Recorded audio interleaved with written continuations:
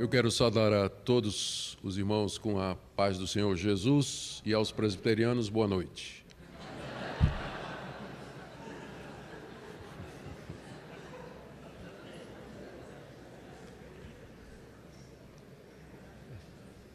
Queria agradecer o convite para estar aqui na segunda conferência da Fé Reformada.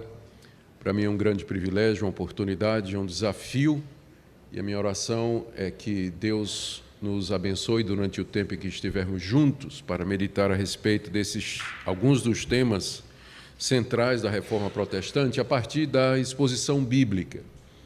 Meu objetivo é tratar de 6 desses temas, já foram mostrados aqui na tela, a partir da pregação expositiva em passagens selecionadas que estão relacionados com esses temas que nós iremos abordar. Então, nosso alvo é esse. Hoje à noite nós vamos ver 2 passagens da Escritura que estão relacionadas com os temas propostos e assim sucessivamente até no sábado à noite, mercê de Deus. Nós vamos começar então com a primeira exposição, que é sobre a doutrina da depravação total, um dos distintivos da Reforma Protestante. E para falar sobre esse tema eu vou partir de Romanos capítulo 7, uma passagem bastante conhecida e também bastante polêmica. Nós vamos orar pedindo que o nosso Deus nos conduza na compreensão da sua palavra. Oremos. Senhor, nós queremos pedir que no abrir da Escritura, Teu Espírito Santo nos conduza pela mão, passo a passo, na compreensão da mesma. Nós queremos não somente entender o que Teu servo Paulo aqui registrou, mas também queremos que Teu propósito com essa passagem se cumpra em nosso coração. Move o nosso coração à Tua obediência, inclina, Senhor, a nossa vontade a fazer o que Tu mandas, de que cada pessoa aqui nessa noite possa ser beneficiada pela exposição da Tua palavra, de acordo com a necessidade. Em nome de Jesus. Amém. Muito bem, queridos. Aqui o capítulo 7 de Romanos, ele vai servir de base para que nós tratemos dessa questão ou desse assunto que é um dos temas da Reforma Protestante. Vamos só lembrar o contexto da passagem. Uma divisão bastante simples da carta aos Romanos nos mostra que nos 3 capítulos iniciais o apóstolo Paulo aborda a questão da perdição de toda a raça humana. No capítulo 1 ele fala da condenação dos gentios, mesmo que nunca ouviram a lei de Moisés, nunca ouviram o evangelho ou o nome de Jesus, contudo eles têm na sua consciência e pela observação da natureza o conhecimento de Deus à disposição deles. Apesar disso, rejeitaram esse conhecimento e, em retribuição, Deus os entregou às suas paixões infames. A descrição do resultado disso é devastador. Está em a metade do capítulo 1 para o final, Paulo termina com um catálogo dos vícios e pecados decorrentes dessa entrega judicial de Deus à corrupção dos corações e que bem caracterizava a sociedade da época, a greco-romana, bem como a nossa também. No capítulo 2, Paulo vira a atenção para os judeus, dizendo que, igualmente, eles estavam debaixo ou estão debaixo de condenação, mesmo que tenham recebido a revelação escrita de Deus. O gentio é condenado pela luz da natureza e da consciência, e o judeu é condenado pela luz da lei, porque tanto um quanto o outro não obedecem, não seguem, não andam de acordo com a luz que receberam. No capítulo 3, Paulo fala, fechando esse tema, então, que todos estão debaixo da condenação de Deus e por ele, com justiça, condenados pelos seus próprios pecados. Metade do capítulo 3 até o capítulo 5, Paulo então apresenta o Evangelho de Cristo. Deus, pela fé em Cristo Jesus, justifica tanto os gentios quanto os judeus. Isso ele faz pela graça mediante a fé. É o tema do capítulo 3. No capítulo 4, ele dá o exemplo de Abraão, o judeu, pai da nação israelita, o amigo de Deus, contudo, justificado pela fé e não por obras da lei. No capítulo 5, também no capítulo 4, ele fala de Davi, que igualmente foi justificado pela fé. No capítulo 5, ele fala das bênçãos decorrentes da justificação pela fé, como, por exemplo, não há mais nenhuma condenação para aqueles que estão em Cristo Jesus. Estamos justificados pela fé e temos paz com Deus. E ainda no capítulo 5 ele faz um paralelo entre Adão e Cristo. Adão era o primeiro homem, representante da raça humana. Quando ele cai, a raça humana toda cai com ele. Em Adão, todos pecam, todos estão condenados. Cristo é o segundo homem, é o último homem, é o segundo homem, o último Adão, e em quem as pessoas, por Deus eleitas, recebem perdão e justificação. Se em Adão todos caem, em Cristo uma nova raça é iniciada. Adão é a porta de entrada da condenação, Cristo é a porta de entrada do novo céu e da nova terra, onde habita a justiça. Os dois são cabeça de raça. O destino da raça humana depende a quem você está ligado. Se você está ligado exclusivamente a Adão, você vai receber toda a herança de Adão e será condenado com justiça pelos seus pecados. Se você está ligado a Cristo, então você faz parte dessa nova humanidade, o novo homem que está sendo criado por Deus e, portanto, receberá também a herança referente a isso. E aí Paulo trata, a partir daí, do capítulo 6, dos efeitos da justificação na vida daqueles que foram alcançados por ela. Ele fala, no capítulo 6, de como Deus nos liberta do pecado mediante a união com Cristo Jesus. Inclusive, esse é um capítulo que vai ser exposto mais adiante na nossa série. No capítulo 7, que é o tema de hoje à noite, ele nos fala de como Deus nos livra da condenação da lei, também mediante a união com Cristo Jesus. E no capítulo 8 ele fala a respeito da vida no Espírito, como mediante o Espírito de Deus nós somos levados ou conduzidos a viver aqui nesse mundo uma vida não na carne, mas uma vida no Espírito, pela graça, unidos a Cristo, em que a gente pode obedecer a Deus. Lembrando que Paulo escreveu essa carta exatamente para angariar apoio missionário da igreja de Roma, porque ele queria pregar o evangelho na Espanha e precisava do apoio de alguma igreja. Roma estava bem no caminho, era uma igreja forte, não havia sido fundada por Paulo, ele era desconhecido lá, precisava, embora não completamente, havia algumas pessoas, a julgar pelo capítulo 16, mas então Paulo, para expor o evangelho que prega e mostrar o que é que ele pretende ensinar na Espanha, escreveu a carta aos Romanos. Ao contrário do que se pensa, ela é uma carta missionária, embora consideradas por algum, por exemplo, o Melanchthon achava que era a melhor, a carta de Paulo mais sistemática, não é? Mas, na verdade, é uma carta que Paulo escreve com o coração missionário. Ele quer a igreja se desperte para a necessidade da Espanha, ele quer o apoio deles, e para isso ele tem que explicar o evangelho que ele prega. Ao fazer isso, e aqui é importante para o ponto dessa noite, Paulo tem consciência que lá em Roma há questões relacionadas com a pessoa dele. Paulo era considerado pelos judeus, nós vamos ver isso mais adiante, como um apóstata, como alguém que negava a lei de Moisés, pregava contra as grandes instituições de Israel e que era um mercenário e um falso profeta. Os judaizantes, que era o nome desses que perseguiam o apóstolo Paulo, em cada cidade onde Paulo plantava uma igreja, infiltravam essas acusações com o fito de minar a autoridade de Paulo e ganhar os seus convertidos para a fé judaica. Há exemplo disso na carta aos Gálatas, na carta aos Colossenses, alguma coisa disso nas duas cartas aos Coríntios. Então, em Roma, havia uma comunidade muito grande de judeus e Paulo sabe que, uma vez em Roma, ele será questionado. Perguntas do tipo assim: por que você ensina que a lei não vale mais hoje? Por que você diz que Cristo é o fim da lei? Então, se a salvação é pela fé em Cristo, pela graça, por que Deus deu a lei? Você está dizendo que a lei é ruim? Qual o papel de Israel na história da redenção? Qual o papel da circuncisão? E Abraão?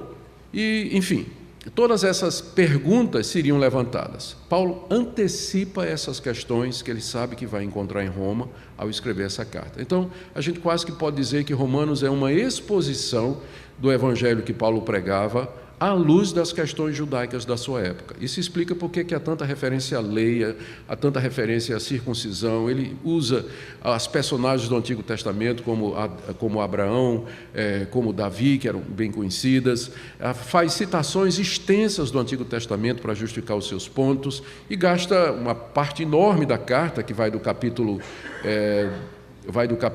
12, que vai do capítulo 9 até o capítulo 11, explicando o papel de Israel dentro da história da redenção. Tá? Então, o que nós vamos fazer hoje à noite é ver o que ele fala a respeito da libertação que Deus nos dá da lei, e ao fazer isso, nós vamos descobrir com Paulo a razão pela qual Deus deu a lei, que foi exatamente para isso, não para nos justificar ou salvar, mas exatamente para mostrar a profunda depravação debaixo da qual a raça humana vive, e que ele já apresentou nos capítulos 1, 2 e 3. A lei vem exatamente para reforçar isso.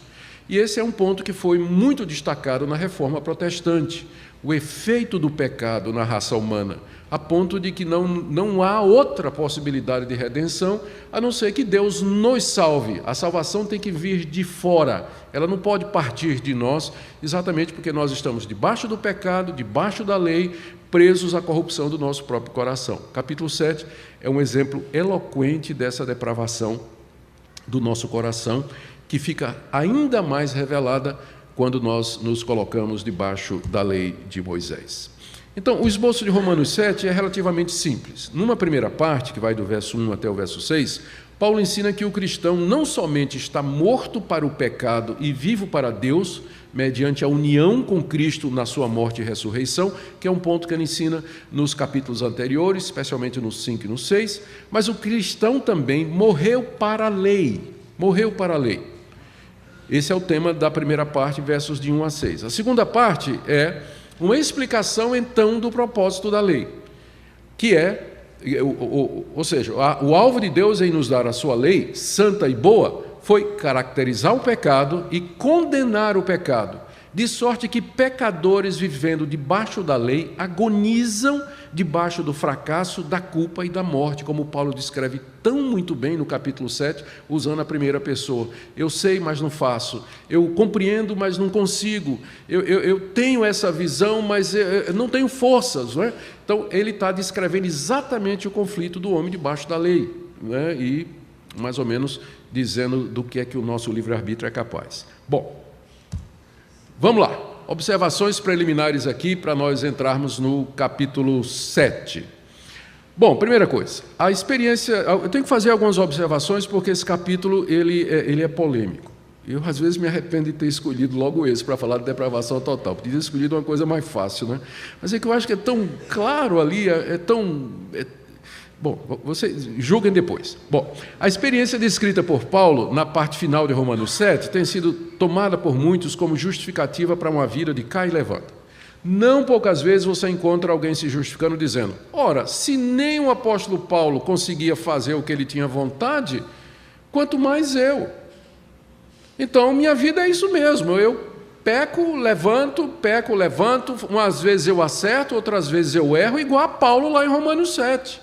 Onde ele está falando, eu sei, mas não consigo, eu quero, mas não posso. A má notícia que eu tenho para dar a você nessa noite é que o conflito de Romanos 7 não é um conflito da vida cristã normal. Paulo está descrevendo ali uma pessoa debaixo da lei que desconhece a graça de Deus. E se você prestar atenção em Romanos 7, não é um conflito, tipo assim, um dia ele acerta e um dia ele erra. Uma vez ele faz o certo e uma vez ele faz o errado. Não, ele erra o tempo todo. Ele nunca faz nada certo. Então, está muito longe de descrever a experiência cristã verdadeira que ele expõe no capítulo 8. Não é? Se você anda no Espírito, você não vai cumprir o que a carne diz. Até no capítulo 6 ele diz, vocês já foram libertos da escravidão do pecado. Então, o capítulo 7 ele tem como alvo não colocar o paradigma da vida cristã para que nós nos justifiquemos dos nossos fracassos e do nosso padrão subcristão. Mas ele tem como alvo mostrar o papel da lei. Para que a lei foi dada? E ela foi dada exatamente para reduzir-nos à impotência e para que nós possamos gritar lá no final do capítulo 7, quem me livrará do corpo dessa morte? Então, essa é a primeira coisa que a gente tem que observar aqui. Segunda coisa, é importante em seguida acrescentar que nós não estamos negando a realidade do conflito no crente. Há de fato um conflito no cristão. Há de fato um conflito no cristão. Nós não negamos isso. Nós não estamos falando aqui de perfeccionismo, ou não estamos falando aqui de um momento na vida cristã em que você vai chegar a um ponto de maturidade em que você não vai experimentar nenhuma queda ou erro ou cair em tentação. Infelizmente, até o último dia da nossa vida, nós vamos estar brigando com a carne, com a nossa natureza, contra o pecado que habita em nós. Eu não estou negando a existência desse conflito. O que eu estou querendo dizer é que Romanos 7 não descreve esse conflito. Você vai encontrar esse conflito, por exemplo, em Gálatas capítulo 5, onde Paulo fala o fruto do Espírito versus as obras da carne. E ele diz claramente, ali ele fala do conflito que existe. Então, se a gente quer falar do conflito que experimentamos diariamente na luta para fazer a vontade de Deus, contra a tentação, lutando, então Gálatas capítulo 5 é um bom lugar para começar. Mas Romanos 7 não está descrevendo o que a gente chamaria uma experiência cristã. Não é aquilo a vida normal do crente que está descrito lá em Romanos capítulo 7 e, portanto, ele não pode ser usado como desculpa para uma vida no pecado. Paulo havia feito várias declarações a respeito da lei de Deus em Romanos de 1 a 6. Ele tinha dito, por exemplo, nos capítulos 2 a 4, que as obras da lei não justificam o pecador diante de Deus. No capítulo 5, verso 20, ele diz que a lei veio para aumentar o pecado. Ele está se referindo ao fato da concessão da lei a Israel, mediante Moisés, no Monte Sinai. E que o crente agora, em virtude da união com Cristo, ele não está debaixo da lei, capítulo 6, de 14 a 15. Ele tinha dito essas coisas. E isso, obviamente, essas expressões de Paulo, obviamente, levantaram várias objeções que ele sabia que ele teria que responder, não é? Que era preciso explicar esses pontos melhor, especialmente diante das acusações feitas pelos seus adversários. Ele era constantemente acusado por seus patrícios de ser um judeu traidor, falando contra a lei moral e cerimonial, contra o templo, contra Moisés, contra Israel. Havia questionamento acerca do papel da lei na salvação ensinado por Paulo, tipo assim, se a salvação é pela graça, mediante a fé em Jesus Cristo, qual o papel da lei de Deus? Para que ela foi dada? E Romanos 7, então, é a resposta que Paulo dá a essas questões. Bom, isso à guisa de introdução, vamos então para o texto. E vamos começar aí, verso 1 até o verso 6, quando Paulo explica que o cristão está morto para a lei. No capítulo 6 ele fala que o cristão está morto para o pecado. Aqui no 7 ele fala que o cristão está morto para a lei. Vamos ler. Porventura ignorais, irmãos, pois fala aos que conhecem a lei, que a lei tem domínio sobre o homem toda a sua vida. Ora, a mulher casada está ligada pela lei ao marido enquanto ele vive, mas se o mesmo morrer, desobrigada ficará da lei conjugal. De sorte que será considerada adúltera se, vivendo ainda o marido, unir-se com outro homem. Porém, se morrer o marido, estará livre da lei e não será adúltera se contrair novas núpcias. Assim, meus irmãos, também vós morrestes relativamente à lei, por meio do corpo de Cristo, para pertencerdes a outro, a saber, aquele que ressuscitou dentre os mortos, a fim de que frutifiquemos para Deus. Porque quando vivíamos segundo a carne, as paixões pecaminosas, postas em realce pela lei, operavam em nossos membros, a fim de frutificarem para a morte. Agora, porém, libertados da lei, estamos mortos para aquilo a que estávamos sujeitos, de modo que servimos em novidade de espírito e não na caducidade da letra. Versos de 1 a 4, Paulo faz uma analogia entre a relação que temos com a lei e um casamento. A história é mais ou menos o seguinte: você imagina uma mulher, imagina um casal. O homem é um perfeccionista, ele gosta de tudo no lugar. A camisa dele tem que ser passada e dobrada criteriosamente e arrumada de acordo com uma seleção de cores que ele gosta. A comida dele tem que ser feita numa certa temperatura e com certo tempero, não pode errar nisso, não pode queimar o arroz, não pode. Os objetos na casa são dispostos milimetricamente, simetricamente, tudo muito certinho. e a mulher dele é um desastre. A mulher, ela tropeça, ela se esquece do que é como o marido gosta, ela não tem capacidade, e quando o marido chega em casa, é sempre a mesma coisa. Você não presta para nada, você não faz nada errado, nada certo, você não faz do jeito que eu quero, você sabe que não é assim que eu quero, e você todo dia é a mesma coisa. Então, esse casamento é uma tortura para aquela mulher.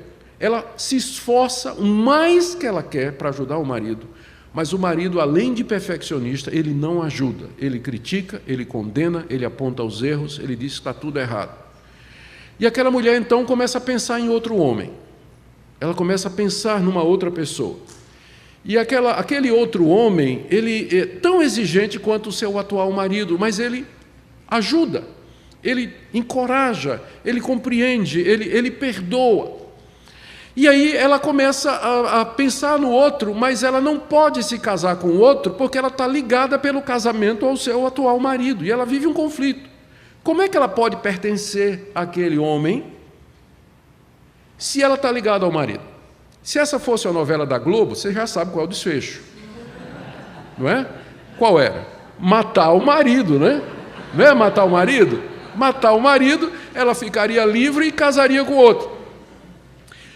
Mas nesse drama, que quem escreveu foi o apóstolo Paulo, quem morre é a mulher. Resolveu o problema ou não? Ela morreu. E uma vez que ela morreu, o casamento dela acabou. E agora ela pode ser do outro. Vocês já entenderam aqui o drama, não é? O que é que a analogia representa? Quem usa essa figura é Paulo aqui, dos versos 1 a 4. A mulher somos nós. Nós estamos casados com a lei desde que nós nascemos, é o que ele diz aqui, ó. Verso 1, não sabeis que a lei tem domínio sobre o homem toda a sua vida? A gente nasce debaixo da lei de Deus e por ele, unidos à lei de Deus e pela lei, então, condenados. A lei é o marido perfeccionista, que fica dizendo, é isso, e não pode errar. Não pode errar. A lei condena, ela mostra o erro, ela aponta o resultado, as consequências, e ela não ajuda, ela não salva, ela não socorre, ela não apoia, dela não vem nenhuma perspectiva de mudança ou de redenção. O outro é Cristo. E nós queremos pertencer a Cristo, que é tão exigente como a lei. Na verdade, ele diz que até que é mais, não é? Só que ele me salva, ele me redime, ele me perdoa, ele me ajuda. Mas como é que eu posso pertencer a Cristo se eu estou ligado à lei? Enquanto eu estou vivo, eu estou debaixo da lei. A solução de Deus para esse dilema não foi tirar a lei, mas foi nos tirar de debaixo da lei, pela morte com Cristo. Quando Cristo morreu na cruz, ele não somente estava derramando sangue pelos nossos pecados, mas ele estava nos representando, e ali nós morremos com ele. E pela união com Cristo, nós estamos agora mortos para a lei e podemos viver para Deus, como ele diz aqui, é o verso 4. No verso 3 ele diz que se a mulher será considerada adúltera se vivendo ainda um marido, unir-se com outro homem. Porém, se morrer o marido, estará livre da lei e não será adúltera se contrair novas núpcias. A gente pensa que vai ser esse o resultado. Aí no verso 4, Paulo reverte, vem com a solução que a gente não pensa, né? Assim, meus irmãos, vós morrestes com relação à lei, por meio do corpo de Cristo, para pertencerdes a outro, a saber, aquele que ressuscitou dentre os mortos, a fim de que frutifiquemos para Deus. Essa é a solução de Deus para nos livrar de debaixo da lei. A nossa união com Cristo, morremos para a lei, estamos mortos para ela. Ela não pode mais nos condenar, ela não pode mais nos aprisionar. Eu agora posso servir a Deus de uma outra forma, que não pela tentativa de obedecê-lo, seguindo os preceitos da lei. E aí, no versos 5 e 6, não é? Paulo descreve então dois modos de existência a partir daquilo que ele falou. No verso 5, ele diz: porque quando vivíamos segundo a carne, viver segundo a carne é viver casado com a lei, debaixo da lei, é a mesma coisa. Quando vivíamos segundo a carne, debaixo da lei, as paixões pecaminosas postas em realce pela lei operavam em nossos membros a fim de frutificarem para a morte. Então aqui ele está descrevendo o que é que significa aquele primeiro casamento, viver debaixo da lei, agarrado a esse marido, né? Então o que é isso? Quanto mais o marido diz, você não fez isso, você não fez aquilo, mais a mulher percebe que ela é uma desastrada, mais ela percebe os erros dela, não é? Então as exigências da lei operavam em nossos membros a fim de frutificarem para a morte. Então, viver debaixo da lei ou viver na carne é a vida desse mundo, do mundo presente, do século atual. E Paulo reduz aqui a humanidade toda a esse denominador comum. Aqui ele está expressando o que é a vida do homem natural, ou judeu ou gentil, que não conhece a graça de Deus. Ele está como que preso por esse casamento, não é? De onde ele não consegue agradar nem se redimir. Agora, no verso 6, ele apresenta um outro sistema. Agora, porém, esse agora aqui, em Paulo, é considerado o agora escatológico, porque ele introduz o novo de Deus, essa intervenção de Deus na história. O que Deus fez diante dessa situação? O agora representa a vinda de Cristo e a revelação do mistério de Deus, que é Cristo em nós, e de como unidos a Ele nós podemos viver uma vida nova. Agora, porém, libertados da lei, estamos mortos para aquilo a que estávamos sujeitos, de modo que servimos em novidade de espírito e não na caducidade da letra. A minha tradução atualizada colocou espírito aqui com E minúsculo.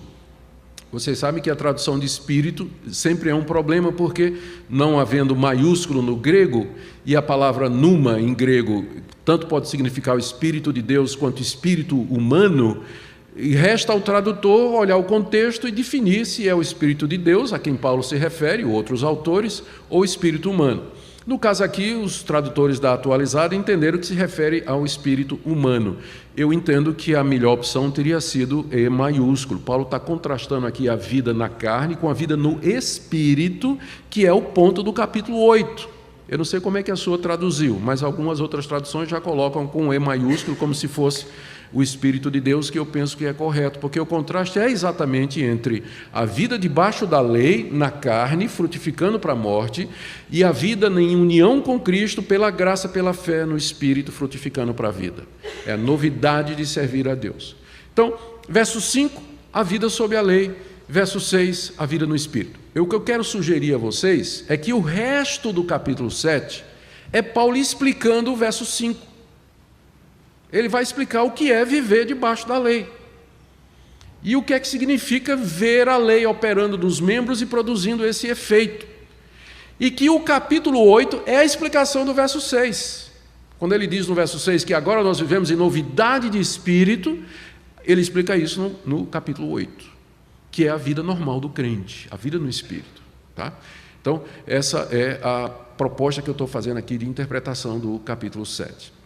Então, primeira parte, a analogia do casamento. Estamos presos à lei, mas unidos a Cristo, estamos libertos dela como princípio de existência e podemos servir a Deus por um novo princípio e novidade de vida, guiados pelo Espírito de Deus, frutificando para a glória de Deus. Paulo agora retoma o verso 5 e ele vai explicar o que é que significa viver debaixo da lei, do verso 7 até o verso 25, que é o restante da nossa passagem. Vamos começar de 7 a 13, onde Paulo fala do propósito da lei. Deixa eu ler aqui a passagem. Que diremos, pois? É a lei pecado? Porque ele acabou de dizer que a gente tem que morrer para a lei, né? Então, mas peraí, a lei é tão ruim assim? A lei produz pecado? É isso que você está dizendo, Paulo? Resposta dele: de modo nenhum, mas eu não teria conhecido o pecado senão por intermédio da lei, pois não teria eu conhecido a cobiça se a lei não dissera, não cobiçarás. Mas o pecado, tomando ocasião pelo mandamento, despertou em mim toda sorte de concupiscência, porque sem lei está morto o pecado. Outrora sem a lei eu vivia, mas sobrevindo o preceito, reviveu o pecado e eu morri. E o mandamento que me fora para a vida, verifiquei que este mesmo se me tornou para a morte. Porque o pecado, prevalecendo-se do mandamento, pelo mesmo mandamento me enganou e me matou. Por conseguinte, a lei é santa e o mandamento santo e justo e bom. Antes da gente entrar na interpretação da passagem, a gente tem que tratar de uma questão que para alguns é essencial. Quem é o eu dessa passagem aqui?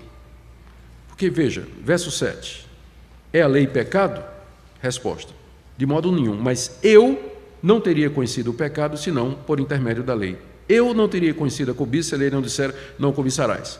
Mas o mandamento tomando ocasião mas o pecado tomando ocasião pelo mandamento despertou em mim. Verso 9. Outrora sem lei eu vivia. Verso 10. O mandamento que me fora para a morte. De quem Paulo está falando aqui? Quem é esse eu, me?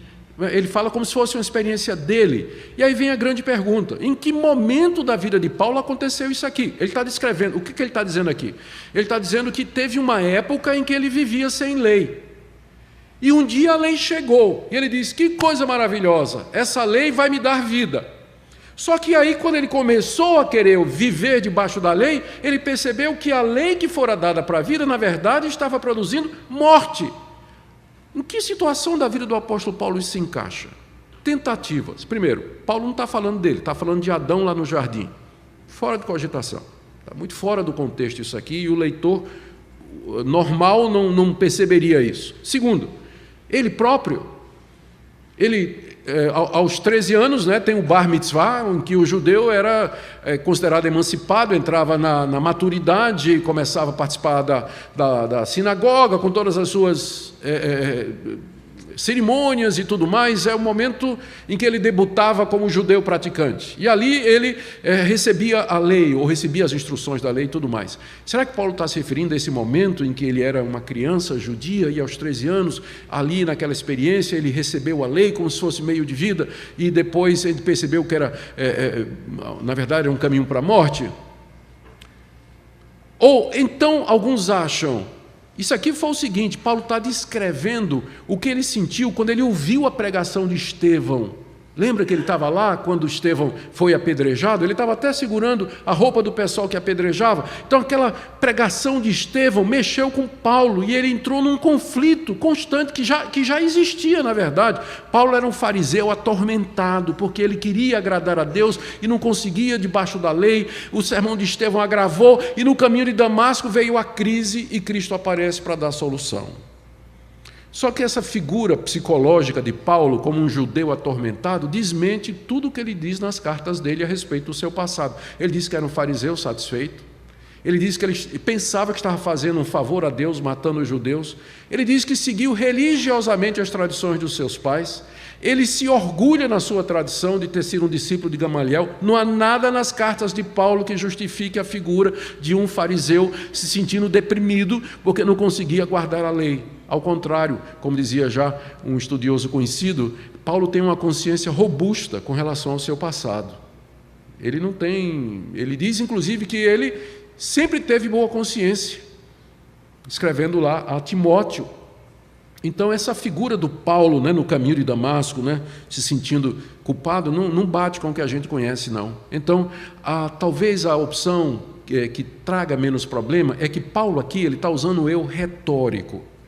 Ele está falando eu como uma figura de linguagem para dar mais vividez ao que ele está descrevendo. Ele está aqui, na verdade, se colocando como um judeu lá no deserto, no dia em que Israel recebeu a lei de Moisés e tentou viver essa lei durante 40 anos e só fracassou.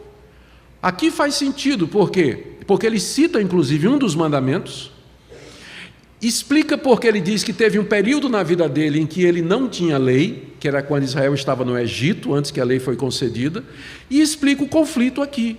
Vamos ler de novo. Agora imagine que o eu é Paulo descrevendo aquele judeu lá no deserto, no momento, depois dele ter recebido a lei. É a lei pecado? De modo nenhum, mas eu não teria conhecido o pecado senão por intermédio da lei. Quando eu estava lá no Egito, preso como faraó, debaixo de Faraó, vivia sem lei, não tinha lei. A lei não tinha sido dada. Pois eu não teria conhecido a cobiça se a lei não dissera, não cobiçarás. Aí veio a lei, e o resumo da lei é exatamente esse mandamento, não cobiçarás. E o pecado, tomando ocasião pelo mandamento, despertou em mim toda sorte de concupiscência, porque sem lei está morto o pecado. Outrora sem a lei eu vivia, lá no Egito, Mas sobrevindo o preceito lá no Sinai, reviveu o pecado e eu morri. E o mandamento que me fora para a vida, que eu recebi lá no Monte Sinai, como se fosse o caminho da vida, esse mesmo se me tornou para a morte. É a história desastrada de Israel, 40 anos no deserto, quebrando todos os mandamentos repetidamente. Porque o pecado, prevalecendo-se do mandamento, pelo mesmo mandamento me enganou e me matou. Por conseguinte, a lei é santa e o mandamento santo, justo e bom. Então, Paulo está respondendo à pergunta: a lei, então, é pecado? Resposta de Paulo: não, mas ela foi dada para mostrar o pecado. Ela foi dada para caracterizar o pecado. E ele explica esse ponto usando esse recurso de retórica, se colocando como o judeu lá no deserto depois de ter recebido a lei. Bom, feito isso, é importante aqui agora a gente dizer que essa descrição que Paulo faz é da perspectiva pós-conversão a Jesus Cristo. Deixa eu explicar isso aqui, como é que funciona. E tem que ser bem rapidinho por causa do nosso tempo. Eu me converti aos 22 anos de idade. Aos 22 anos de idade, a graça de Deus me alcançou. Então, durante aquele tempo, eu tinha sido criado na igreja evangélica, então muita gente queria me converter. Quando eu me desviei da igreja aos 14 anos e tudo, fui para o mundão, como a gente diz aí. E aí todos os amigos da família que eram evangélicos vieram atrás de mim, tentando converter Augustus, porque eu era o terror lá da família, era a ovelha negra da família. Então o pastor vinha conversar comigo, e geralmente a abordagem do pastor, ou dos amigos que vinham me evangelizar, era o seguinte: eu sei que você não é feliz. Eu sei que você não é feliz, Augusto, com a vida que você está levando. Eu disse: mas, peraí, meu amigo, acho que você está muito enganado. Eu gosto de beber, gosto de farrear, gosto de viver a vida que eu estou vivendo. Você está muito enganado, eu só estou muito satisfeito com a minha vida. Não, no fundo eu sei que você é infeliz. Não, eu não sou infeliz, não. Eu gosto mesmo de beber, de cachaça, de mulher, de farra, eu gosto disso. Não estou infeliz, não. Então, era assim que eu me sentia. Então, se alguém chegasse e perguntasse: você é infeliz? Eu ia dizer: não sou, não. Por isso até eu acho que essa abordagem que a gente faz às vezes na evangelização, ela não é muito boa, porque o pecador gosta do que ele está fazendo. Ele está feliz lá no pecado dele. Não é? Está lá. Depois que a graça de Deus me alcançou, quando eu tinha 22 anos, eu olhei para o meu passado, agora da perspectiva do que é alegria, do que é paz e do que é valioso, e eu pude ver que naquela época, de fato, havia uma infelicidade básica no meu coração, que eu tentava sufocar fazendo essas coisas, só que na época não me era percebido isso. Mas hoje, da perspectiva da conversão, eu olho para trás e eu digo: de fato. Quando Paulo aqui fala, dizendo eu, ele está falando dessa perspectiva, porque se você perguntar a um fariseu do primeiro século: você é feliz? O fariseu diria: claro. Você está satisfeito com o seu relacionamento com Deus? Estou. Você tem certeza da salvação? Sim, eu sou filho de Abraão. Tem o sinal da circuncisão, que é o sinal do pacto. Então, o que Paulo está fazendo aqui é olhando para trás, da perspectiva do seu encontro com Cristo no caminho de Damasco, quando os olhos se abriram e ele viu. Ele viu a verdade a seu respeito, ele viu a verdade a respeito de Israel, ele viu a verdade a respeito do povo judeu debaixo da lei, a verdade a respeito dos gentios e de todos. Não há um justo, não há nenhum sequer. Todos pecaram e carecem da glória de Deus. Então, é dessa perspectiva que ele escreve agora. Ele escreve agora, que é o que nós temos. Isso aí eu já fui, né? Já me adiantei aqui, que é o que nós temos agora, né? Agonia do judeu debaixo da lei, da perspectiva cristã. Vamos ler aqui então. Acaso, estou lendo do verso 13 em diante: acaso o bom se me tornou em morte? Está respondendo a outra objeção, porque ele diz que a lei é boa. De modo nenhum. Pelo contrário, o pecado, para revelar-se como pecado, por meio de uma coisa boa, causou-me a morte, a fim de que pelo mandamento se mostrasse sobremaneira maligno. Porque bem sabemos que a lei é espiritual. Aqui Paulo está falando como aquele fariseu que conhecia a lei de Deus, não é? e se gloriava na lei de Deus, achava que era instrutor dos mestres, professor de crianças, guia dos que estão em trevas. Ele faz uma descrição bem completa disso, da autoconsciência do judeu, no capítulo 2 de Romanos.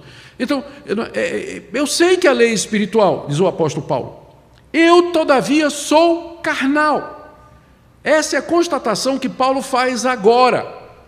Ele olha para trás, no tempo que ele era fariseu, vivia debaixo da lei, juntamente com todos os judeus, e diz, na verdade, a gente pensava uma coisa, mas na verdade, éramos carnais, somos carnais, eu sou carnal, vendido à escravidão do pecado, porque nem mesmo compreendo o meu modo de agir, pois não faço o que prefiro, e sim o que detesto. Como fariseu, ele tinha a lei de Deus, ele sabia o que era certo, ele sabia o que era errado, mas não conseguia fazer, ele não conseguia obedecer. Isso ele está vendo agora, olhando para trás. Aqui ele está vendo aquela verdade que lhe era vedada na época, porque sem o Espírito Santo iluminar o nosso coração e nos converter, a gente nunca vai ver o nosso próprio estado, né? Que um dos efeitos piores do pecado é que ele cega a gente para a nossa realidade, para ver o estado em que nós estamos. Verso 16, ora, se eu faço o que não quero, consinto com a lei que é boa. Nesse caso, quem faz isso já não sou eu, mas o pecado que habita em mim. Porque eu sei que em mim, isto é, na minha carne, não habita bem nenhum, pois querer o bem está em mim, não porém o efetuá-lo. Porque não faço o bem que prefiro, mas o mal que não quero, esse faço. Mas se eu faço o que não quero, já não sou eu quem faz, e sim o pecado que habita em mim. Então, ao querer fazer o bem, encontro a lei de que o mal reside em mim. Porque no tocante ao homem interior, tenho prazer na lei de Deus. Claro, o judeu se gloriava em Deus, falava de Deus, dizia que a lei era o caminho da salvação, tudo mais. Quanto ao homem interior, tenho prazer na lei de Deus, mas vejo nos meus membros outra lei que, guerreando contra a lei da minha mente, me faz prisioneiro da lei do pecado que está nos meus membros. Desventurado o homem que sou. Quem me livrará do corpo dessa morte? Quem me livrará do corpo dessa morte? Aqui está a razão pela qual a lei foi dada a Israel, para que Israel pudesse gritar e dizer, quem me livrará do corpo dessa morte?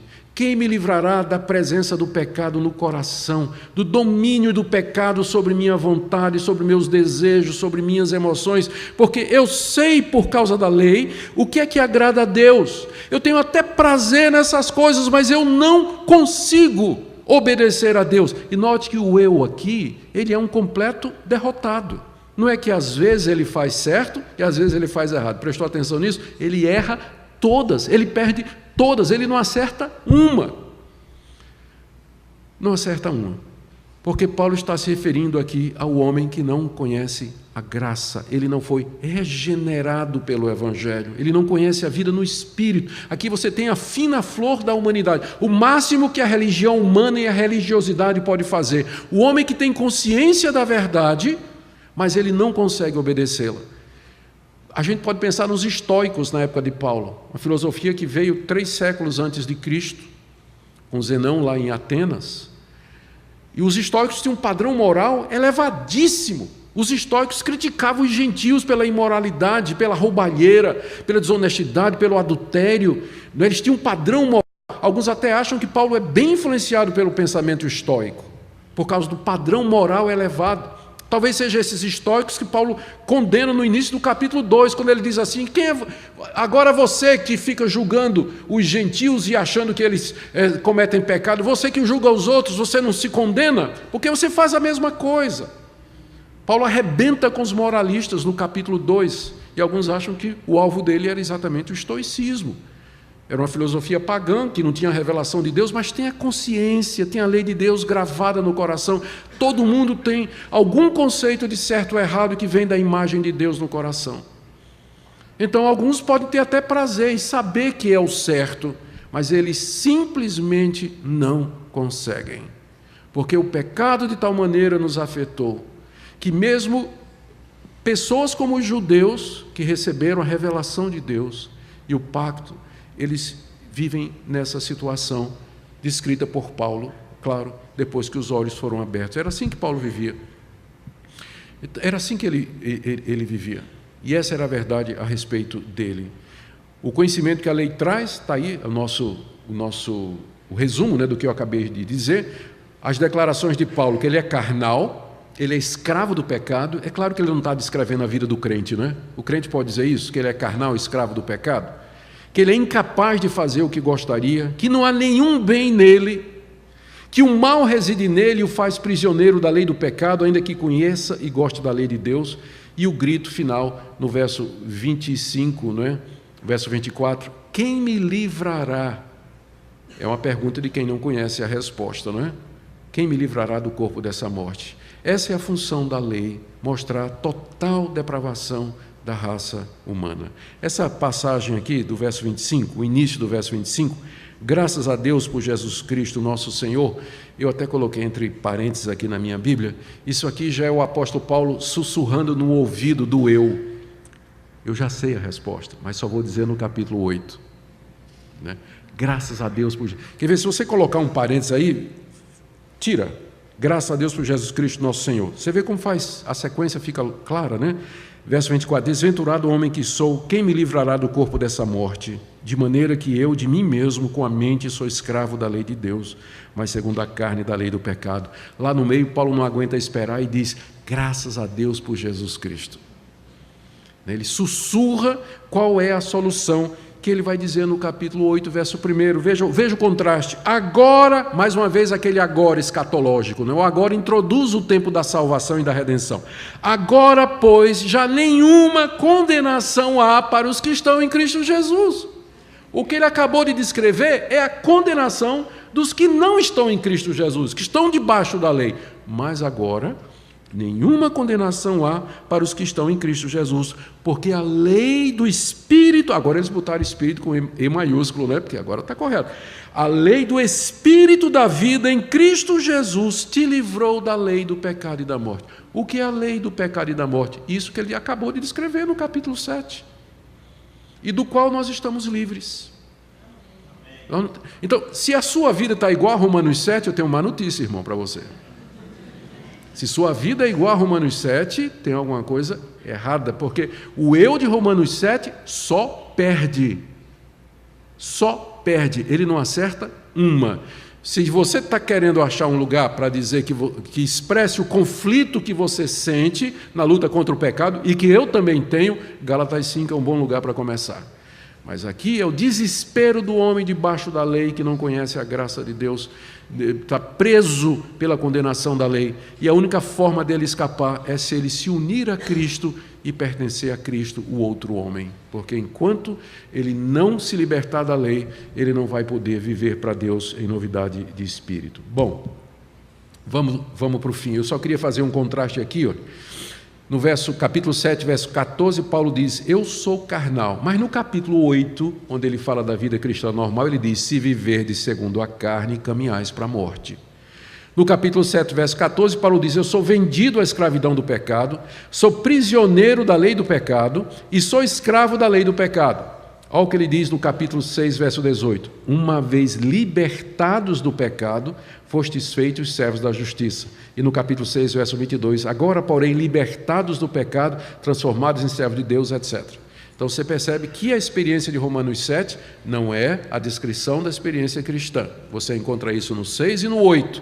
Mas no 7 é um parênteses para descrever o papel da lei e mostrar a depravação total de nosso coração, que é um dos pontos principais da reforma protestante, muito embora eu sei que nem Lutero nem Calvino usaram Romanos 7 para falar a respeito da depravação total. Eles entendiam isso aí como uma demonstração realmente da profundidade do pecado em nosso coração. Mas isso ficou para os que vieram depois, não é? Para usar esse capítulo também desta forma. Então, deixe-me terminar.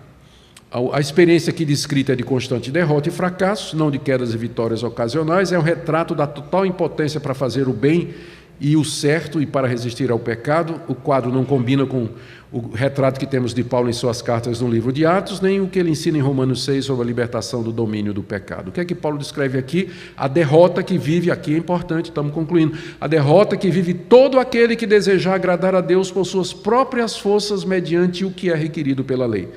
Primariamente, Paulo se refere, já vimos, àqueles judeus que nunca compreenderam o alvo da lei e queriam se salvar pelas obras da lei.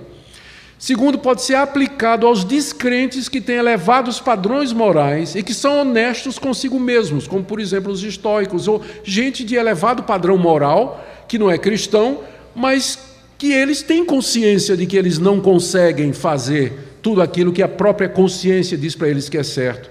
E, antes disso...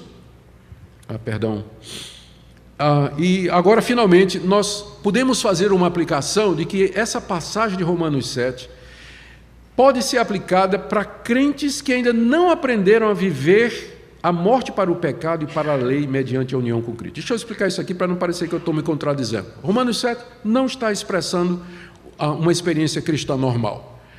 Mas, se você tentar se justificar diante de Deus, se santificar diante de Deus, obter méritos diante de Deus, pelo seu esforço, pela sua competência, pela sua vontade própria, pelo seu domínio pessoal, imediatamente você vai ficar debaixo da lei. E você vai ver que todos os seus melhores esforços e tentativas nunca atingirão um padrão que seja aceitável diante de Deus. A prova disso são as resoluções que você fez no dia 31 de dezembro para esse ano e que você já quebrou todas elas. E não cumpriu nenhuma delas completamente. Todo ano, né? A gente faz resoluções, a gente faz votos, faz promessas, toma decisões e tudo só para ser nocauteado ali na frente pelo pecado. Então, por que muitos cristãos vivem uma vida subcristã?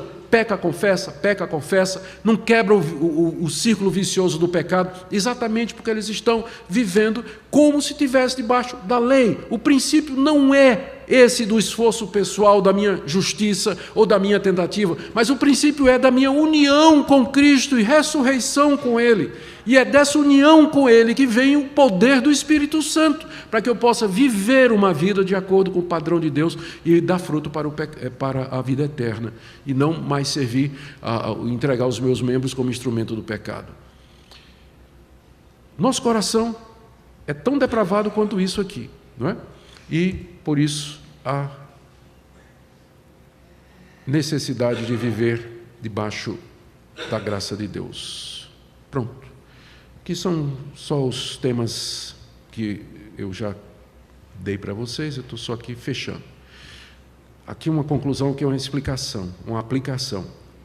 Primeiro, os que ainda não perceberam a seriedade e a gravidade de escravidão ao pecado. Um dos efeitos do pecado em nós é que ele cega, para que a gente não consiga, ele avaria o nosso GPS moral. A gente não consegue discernir. A bússola moral, ela fica viciada. A lei de Deus, ela é dada para mostrar a profundidade da corrupção do nosso coração e a necessidade que nós temos de união com Cristo e viver pelo Espírito. Gente vivendo debaixo da lei na escravidão do pecado e pensa que é uma experiência normal cristã, não é. A vida cristã normal não está descrita em Romanos 7, mas em Romanos 8, vida no Espírito. Talvez você tenha lutado para vencer a prática pecaminosa com suas próprias forças e tenha clamado, miserável homem que sou. Que coisa boa!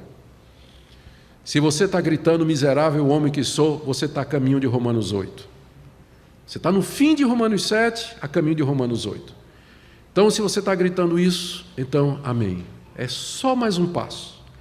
É você compreender, de fato, a graça de Deus mediante Jesus Cristo no seu coração. Assim como nós recebemos a Cristo pela graça, mediante a fé, também andemos nele. E dele, e somente do Cristo exaltado, é que vem o poder para vencermos o pecado em nossa vida. Amém. Nosso Deus, te damos graças porque o Senhor nos libertou da lei. Te damos graças porque, unidos a Cristo, te servimos por um novo princípio e novidade de vida. Te damos graças porque tua lei, santa, justa e boa, ela não passou. O Senhor nos tirou de debaixo dela, mas ela continua a mostrar o nosso pecado e também de que maneira nós devemos te agradar. Pedimos que essa palavra seja abençoadora no coração de todos aqui presentes. Em nome de Jesus. Amém.